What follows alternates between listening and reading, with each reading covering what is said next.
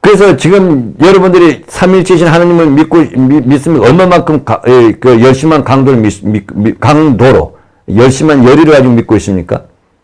지금 유럽에 가면은 우리 프랑스나 뭐 이렇게 우리나라도 마찬가지고 우리나라도 지금 모슬렘 신앙의 자유가 있으니까 짓게 하죠.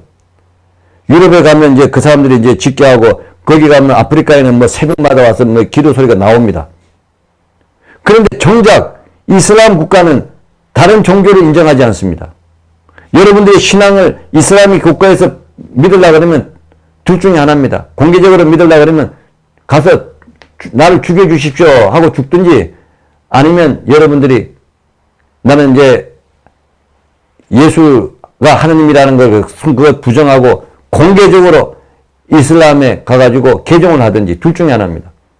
그래서 이슬람에는 한 손에는 칼이고 한 손에는 코란입니다. 코란을 받아들이든지 아니면 죽음을 택하든지 하는 것입니다. 이게 얼마나 강압적이고 이 모순된 종교입니까? 우리 이것을 이슬람의 종교를 분명히 알아야 되는데 우리 종교 지도자들도 잘 몰라요. 종교 지도자 뭐 천주교 뭐 이슬람교 서로 화합하고 잘 지내야죠. 우리는 물론 화합하려고 하지만 저 사람은 절대로 우리하고 화합하려고 할 생각이 없습니다. 이 모든 것이 알라의 땅이고 때가 되면 알라를 믿지 않는 사람들은 다 죽어야 되는 것입니다. 이것을 우리가 분명하게 알아야 돼요. 이 결정적으로 이슬람이 그리스도교를 박해하고 완전히 없애려고 했던 것이 바로 마호메트의 승천에 있습니다. 예수님도 승천하셨으니까 뭐 마호메트 뭐 승천해도 뭐 상관없겠지. 상관이 없는 게 아닙니다. 우리하고는 그 사람들하고는 받아들일 수 없는 것이 마호메트의 승천에 있는데 마호메트가 어디에서 승천하냐 하면은 사우디아라비아의 메디아나 메카가 아닙니다. 마호메트가 한 번도 가본 적이 없는 예루살렘 성전에서 승천한 것입니다. 예루살렘 어디에서 승천했습니까? 모리아산이라고 하죠. 아브라함이 자기 아들 이삭을 제물 바치려고 했던 그 모리아산이 그 예루살렘 성전에 있는데 그 모리아산 앞에다가 황금 사원을 세워놓고 거기에 모슬렘에서 거기서 마호메트가 승천했다는 것입니다. 이 의미는 뭐냐면은 그리스도 교하고 이슬람 종교는 절대로 같이 있을 수 없다. 둘 중에 하나가 누가 죽든지 한번 죽을 때까지 한번 싸워보자는 얘기입니다. 그래서 마호메트가 예루살렘 성지를 정하고 거기서 승천했다는 그 순간부터 지금까지 계속 전쟁이 일어나고 있습니다. 마호메트 이슬람교와 그리스도교와 유다교. 그래서 하나는 죽어야 돼요. 지금까지 이슬람은 어떤 때로는 이슬람이 강하고 어떤 때로는 그리스도교가 강했지만 이거 언젠가는 끝장이 나는데 지금은 이제 이슬람 생각할 때는 이제 우리가 인구가 많이 늘어나고 이제 끝장을 보아야 될 때가 있다. 그래서 저 사람들은 이슬람은 전사들입니다. 전쟁으로 순교를 하면서 죽으면 천당 가고 여기서 우리가 죽을 때까지 유일신 알라신을 믿어야 된다. 이것이 이슬람의 본질입니다. 여러분 이슬람에 가면은 이제 가면은 아침마다 하루에 5번씩 기도해야 되는데 5번씩 기도하는 것 중에 가장 중요한 것이 두 가지입니다. 하느님은 알라, 유일한 알라 하나님 한 분뿐이다. 예수 그리스도 그런 말 절대로 듣지도 말고 예수 그리스도 믿지도 말고 그런 말 아예 하지도 말라. 그거 얘기하는 겁니다. 두 번째는 마호메트만이 유일한 알라의 사자다. 이겁니다. 그러니까 이 두 가지를 통해 가지고 계속해서 그리스도교를 예수를 완전히 부정하게 만드는 것입니다. 이 세뇌를 시킨 것입니다. 그러면은 왜 마호메트가 그리스도교를 이렇게까지 미워하고 그리스도교를 이렇게까지 저주하면서 없애려고 했던가? 그 원인은 어디에 있는가?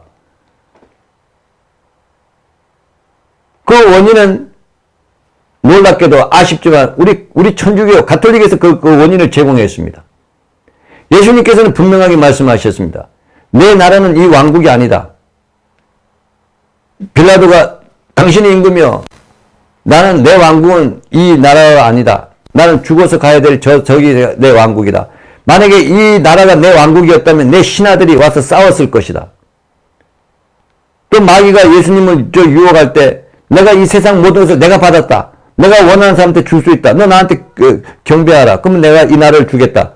근데 예수님께서는 내가 하느님만을 섬기라. 경배하라. 이렇게 하면서 이 세상의 유혹을 물리칩니다. 그리고 예수님 자신께서도 누구든지 나를 따르려면 제 십자가를 지고 나를 따라야 한다. 나 때문에 이 세상에서 모욕을 받고 박해를 받고 내어 쫓기면 너희는 행복하다. 너희의 하늘나라에 너희 이름이 적혀 있다. 이렇게 해서 이 세상과 하나님의 나라를 완전히 구별시켰는데, 그래서 300년 동안이나 우리가 박해를 받지 않았습니까? 예수님도 죽고 예수님의 제자들도 죽고 1대 교황, 2대 교황, 3대 교황, 10대 교황까지 다 죽고 300년 동안 박해를 받았는데, 그 박해 뒤에 그리스도교를 공인을 했습니다. 공인을 할 때까지만 해도 괜찮았는데 우리 그리스도교를 국교로 만들었습니다. 국교로 만드는 순간에 우리 교회가 완전히 타락이 된 것입니다. 타락의 단추를 끄는 겁니다. 왜냐? 하느님께서 세우신 이 세상의 왕국이 아닌데 이 세상의 왕국을 위해서, 임금을 위해서 신하가 되었기 때문에, 신하가 되어서 이 세상의 그런 부귀와 영화를 받았기 때문에 그렇습니다.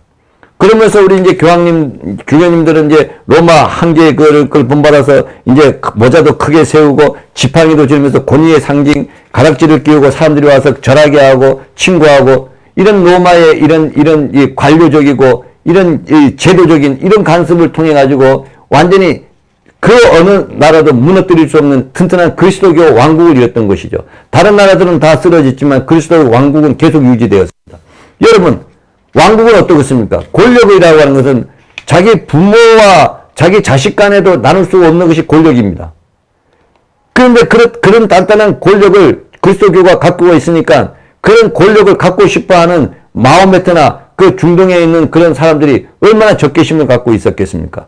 그리스도교를 완전히 무너뜨려야 우리들이 원하는 저 교황, 주교들이 갖고 있는 그런 고난을 우리가 갖겠다는 그런 야심을 불러일으킨 것입니다. 그런 적개심을 불러준 것입니다. 그래서 오늘날 어떻습니까? 신천지도 그리스도교를 본받으려고 하죠. 우리가 주교가 되면은 말이죠. 나도 말이죠. 돈과 권력과 여자들 다 손에 쥐고 있다. 지금도 로마에, 케냐에 가면은 말이죠. 엄청나게 많은 종교가 있습니다. 자기가 주교다. 자기가 십자가를 굴고 나를 따르라. 로마의 그 교황을 보니까, 로마의 주교들을 보니까 잘 먹고 잘 사니까 그걸 나쁜 것을 보고 배운 겁니다. 김일성이가 또 그걸 보고 배운 거 아닙니까? 예. 그리스도교라고 하는 자리에 자기가 세워놓고 자기가 이제 교황이 되고 주교가 되고, 그래서 자기가 자기를 섬기게 해가지고 그 자기 이 세습 체제를 한 게, 그게 이제 김일성이가 본뜬 겁니다. 지금 대한교회 목사들이 그렇지 않습니까? 막 말로는 하나님 섬기고 나서 전부 다 자기가 왕국을 건설해가지고 자기가 주교가 되고 자기가 교황이 되고, 그래서 자기가 모든 것을 다 통치하면서 교회가 자기 세습을 시키면서 자손 대대로 잘 먹고 잘 살려고 하는, 그게 대형교회 목사들 하는 짓이 아닙니까? 조영기 이망희, 조영기, 이제 순복음교회도 마찬가지고. 왜 우리 가톨릭이 이런 롤 모델이 되어야 합니까? 그러면 이제 앞으로 어떻게 됩니까? 우리 교회가 초대교회로 돌아갑니다. 하나님 말씀으로 돌아가야 됩니다. 우리가 성김을 받으러 온 것이 아니라 성김을 왔다 가신 그 예수님처럼, 제자들이 발을 씻기신 예수님처럼, 십자가에 돌아가신 예수님처럼, 이제 우리가 이 세상에 이런 제국의 이런 권위들, 그런 제국적인 이걸 다스리는 그런 지위들을, 권력들을, 돈들을, 이런 걸 다 내려놓을 때 우리가 정말로 이 세상에 진정한 평화를 주고 이 세상 사람들에게 그리스도를, 복음을 선포함으로써 이슬람교도 다 그리스도교를 통해서 그 복음화 시킬 수 있는 것이라고 저는 확신합니다. 그래서 저는 이 세 가지를 우리 교회에 제안을 합니다.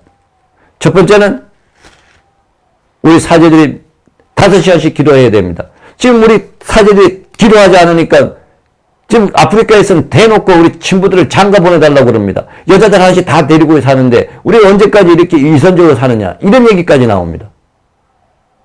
왜 사제들이 어떤 사람들은 우울증에 걸리고, 어떤 사람들은 고도리에 걸리고, 어떤 사람들은 시간이 많으니까 골프 치고, 어떤 사람들은 또 말이죠, 세상의 오랑을 즐기고. 왜 이런 일이 있어야 됩니까? 사제들이 5시간씩 기도를 하면 이런 문제들이 다 해결됩니다. 사제들이 시간이 없으니까 어떻게 고도리를 칠 수 있습니까? 어떻게 골프를 칠 수 있습니까? 어떻게 사제들이 술을 많이 마실 수 있겠습니까? 신학교는 지금 3시간 기도입니다. 부제가 하면 4시간, 사제가 됐을 5시간. 그래서 신학교는 뭐냐? 기도하는 사람들을 양성하는 그것이 신학교가 돼야지. 부제가 되면은 3시간도 기도 안 해도 된다. 자유. 사제가 되면 3시간, 2시간도 안 해도 된다. 자유. 그러니까 이게 소경을 인도하는 꼴이 되지 않습니까? 어떻게 가톨릭의 미래가 있을 수 있겠습니까? 신학교는 하루속히 기도하는 양성소가 되어야 되고, 사제들은 사제품을 받을 때 반드시 5시간을 기도할 수 있는 사람들만 서품을 줘야 됩니다. 두 번째는 사제들이 서품 받을 때 돈을 축적하지 않는 것입니다. 예수님께서 분명히 말씀하셨습니다. 돈과 재물을 함께 섬길 수 없다. 예? 그러니까 우리는 이 돈을 축적하지 마. 가난한 사람들한테 다 주어라. 그러고 나서 나를 따르라 그랬는데 돈을 축적하면서 어떻게 신자들한테 교목금 내라, 주일원금 내라 이렇게 얘기할 수가 있습니까? 모든 사람들이 다 돈 때문에 하는데 우리 사제들도 돈 때문에 아니라는 것을 어떻게 증명할 수 있습니까? 그것은 우리가 돈을 축적하지 않고 있는 돈을 다 공개할 수 있을 때, 그럴 때 우리 신자들한테 교목금 내라, 주일원금 내라 이렇게 무거운 짐을 쏟아 놓는 것이 아니라 내가 있는 것을 다 보여주고 내가 여러분들 날 먹여주십시오, 도와주십시오 이렇게 해서 신자들이 자발적으로 내는 헌금에 의해서 살아가고 도움을 주는 사람도 받는 사람도 기쁘게 신앙생활 할 수 있도록 그렇게 시스템을 바꿔야 되지 않겠습니까? 그래서 사제들은 절대로 돈을 축적해서는 안 된다. 지금 뭐 사제들이 너무 비싼 차 타고 다닌다, 너무 골프 치고 다닌다. 누가 신자들이 골프 치는데 비싼 차 타고 다니는데 교목금 주일원금 내고 싶은 사람이 누가 있습니까? 그걸 하루속히 우리 사제들이 돈을 공개함으로써 그런 모순을, 그런 폐단을 없앨 수가 있습니다.